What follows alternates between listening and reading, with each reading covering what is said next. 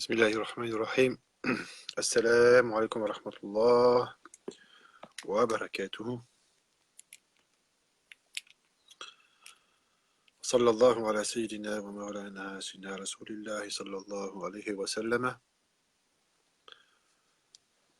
ورضي الله عن مشايخنا ولمن علمنا، آمين يا رب العالمين. بسم الله. Le système de micro. Walhamdulillah, wa marhaban. Comme j'ai annoncé, je vais essayer de faire une jalsa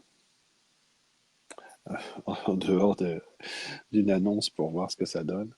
Est-ce que ça change grand-chose finalement? Euh, voilà, on m'a posé une question qui est un petit peu générale. C'est qu'est-ce que le tasawwuf? Est-ce que le tasawwuf est en dehors de l'islam? Des choses comme ça. Ce genre de questions. Alors, c'est difficile à la fois de répondre à ces questions-là et de ne pas y répondre. Euh, j'ai décidé, Inch'Allah, d'essayer d'y répondre quand même parce que, effectivement, ça peut présenter un certain intérêt de répondre ou de présenter une position ce genre de questions-là. Mais en fait, ces questions-là, elles ont été souvent traitées soit, soit sur le site du porteur de savoir, dans des questions-réponses ou ailleurs dans des articles ou même ailleurs et de bien meilleure manière, certainement, surtout en arabe, bien sûr. Donc, je rappelle que le but de, ces, de cette activité dans le cadre de la Jalsa Mohammedia, c'est pas de répondre à toutes les questions qui se présenteraient nécessairement comme ça, comme on fait habituellement sur d'autres supports, dans d'autres endroits, mais de répondre à des questions qui se posent d'habitude en privé. Les questions qu'on me pose d'habitude en privé, ce ne sont pas ces questions-là. C'est-à-dire que, en fait, ce sont des questions de gens qui sont déjà engagés dans une certaine réflexion, qui sont au courant du milieu du tasawwuf déjà depuis un certain temps et qui sont supposés connaître ces questions. Mais il est vrai que d'un autre côté, on ne peut pas exclure de traiter de ces choses-là, puisque ça répond aussi à l'un des deux objectifs du porteur de savoir, qui est de rappeler, de comprendre, et essayer d'appliquer les principes fondamentaux euh, du tasawwuf. Donc voilà, pour résumer, oui, je vais essayer de faire au mieux en fonction des circonstances et en fonction de mes faibles capacités pour, traiter de questions de ce genre. Mais voilà, je demande que chacun comprenne que ce que j'aurais en priorité à l'esprit, c'est de prendre appui sur des choses qui se passent habituellement dans des échanges privés. Euh, Parce que c'est faire preuve d'un certain réalisme que euh, on envisage des points qui, dans ces correspondances qui ne sont pas des points qu'on envisage habituellement et qu'on ne va pas traiter habituellement. Donc c'est ça l'intérêt aussi peut-être, c'est d'arriver à traiter des points comme ça qui sont rarement évoqués, difficilement traités parfois, ou dont on a du mal à obtenir, au sujet desquels on a du mal à obtenir une réponse suffisamment claire. Voilà, donc c'était pour préciser que je me permettrai de choisir les questions, évidemment, qui seront évoquées et de donner la priorité à, à la réalité des demandes qui sont exprimées, Inch'Allah Ta'ala, dans cet esprit. Billahi tawfiq, Inch'Allah. Donc là, la question c'est qu'est-ce que le tasawwuf? Est-ce que le tasawwuf est en dehors de l'islam? Bon, bah, c'est des questions qui sont effectivement toujours évoquées par des courants d'opposition, souvent.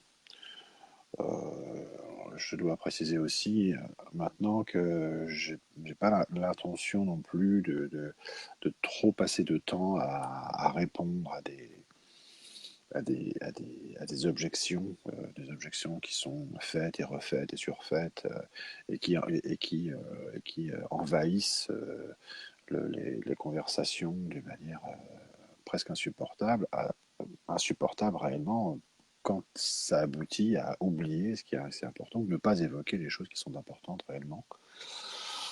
J'ai appelé ça une pollution spirituelle, de même qu'on est dans des temps où la pollution extérieure se développe et envahit de manière dangereuse et inquiétante tous les domaines. Eh bien, évidemment, il y a un pendant à cette pollution extérieure qui est le pendant des idées, qui est excusez-moi, la pollution des idées, ce qui fait qu'on est préoccupé par tout un tas de notions qui prennent la place, qui envahissent, qui affectent et dont il faut prendre la juste mesure, évidemment, vis-à-vis desquels il faut se protéger, mais essayer aussi d'avoir une position telle qu'on puisse malgré tout percevoir, rechercher et comprendre ce qui est essentiel.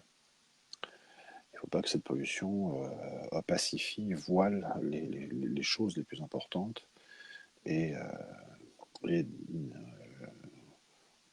et qu'on se laisse prendre à cette sorte de manipulation finalement à rebours qui empêche d'accéder à l'essentiel. وبالله التوفيق إن شاء الله تعالى والله المستعان. Bien, alhamdulillah. Donc, bon, définition du tasawwuf, il y en a évidemment de nombreuses qui ont été données. Pour faire simple, j'essaierai de reprendre les éléments qui ont été présentés par le Cheikh Abdul Wahid Yahya René Guénon dans ses livres, autour du symbolisme du cercle, en considérant la périphérie du cercle et le centre du cercle. Le tasawwuf, c'est pardon, ce qui permet d'accéder au centre, à la connaissance des principes dont tout dépend, du principe dont tout dépend. On peut aussi utiliser le symbolisme de la pyramide ou du cône, qu'on peut voir dans une perspective qui est d'ordre humain, c'est-à-dire sur le côté de profil, pourrait-on dire, et on peut en distinguer trois niveaux qui sont le niveau le plus bas, le niveau moyen et le niveau le plus élevé, respectivement l'islam, l'iman ou l'ihsan, en référence au hadith de Sina Jibril, bien connu, dont on trouve la référence dans bien des endroits, et notamment sur le site. Alhamdulillah. On peut voir aussi l'autre perspective, qui est une perspective principielle, on pourrait dire, qui est la même pyramide ou le même cône vu de dessus, dans une perspective de haut en bas. Et on voit que dans ce cas-là, on a un cercle périphérique qui définit l'extérieur de la chaléra, un cercle plus intérieur qui définit le début de El-Iman jusqu'à un autre cercle plus intérieur encore qui définit le début de El-Ihsan jusqu'au centre. Donc on a trois cercles concentriques avec un point central, vu de dessus. Et là, on voit à l'évidence, sans rentrer dans beaucoup d'argumentation, que euh, le degré le plus élevé, qui correspond à al-ihsan, أن تعبد الله كأنك تراه فإن لم تكن تراه فإنه يراك, correspond au degré le plus élevé. C'est le degré le plus élevé, à la fois le plus élevé et le plus intérieur. Euh, et que il n'est pas à l'extérieur des cercles qui sont le plus inférieurs. C'est-à-dire que le centre, il est au centre, et l'Ersad, il est en haut, et il est au milieu des autres centres, des autres, excusez-moi, des autres cercles concentriques. Bon, voilà, donc ça devrait suffire à faire comprendre que El Ihsan, c'est ce qui est le plus élevé dans le din et le plus intérieur. Et comme c'est plus intérieur, ça n'est pas extérieur.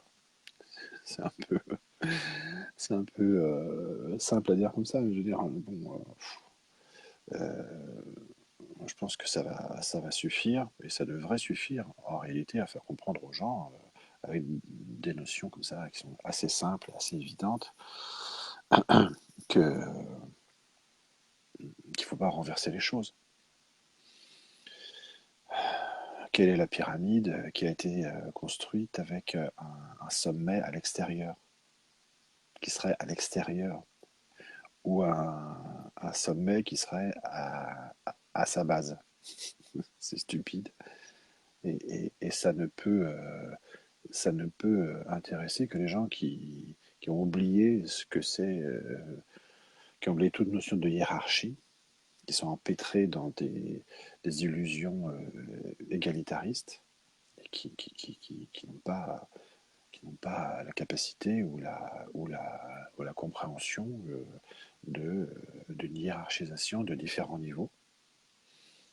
Les gens qui sont au niveau de l'islam, les musulmans sont les plus nombreux à l'intérieur.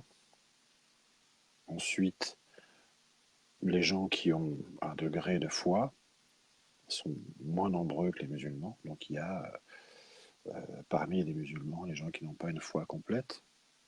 Et les musulmans qui ont une foi complète sont plus élevés dans leur sur le plan qualitatif que ceux qui n'ont pas une foi complète. C'est assez simple à comprendre. De même qu'à l'intérieur, et plus élevé que les deux précédents, se trouve la catégorie des gens de El Ihsan, jusqu'au haut de la pyramide, au centre du dîne. Voilà. Wallahu a'lam. On s'en tiendra là aujourd'hui pour cette petite jalsa surprise, comme je disais. On va bien voir quels sont les gens qui ont été intéressés ou pas. Là, il se trouve que personne ne s'est connecté, donc on a déjà une réponse. La question de savoir, pour moi, c'est la question de savoir est-ce que c'est vraiment intéressant d'être en direct, ou alors est-ce que on peut simplement se contenter de messages qui ne seraient pas totalement en vidéo, mais uniquement en audio. Voilà, la question est posée, on va voir, Inch'Allah, billahi tawfiq. Wa sallallahu ala sayyidina wa maulana Muhammadin ibn Abdillah sallallahu alayhi wa sallam wa ala alihi wa sahbihi. Wa akhiru da'wana an alhamdulillah. Assalamu alaikum wa rahmatullahi.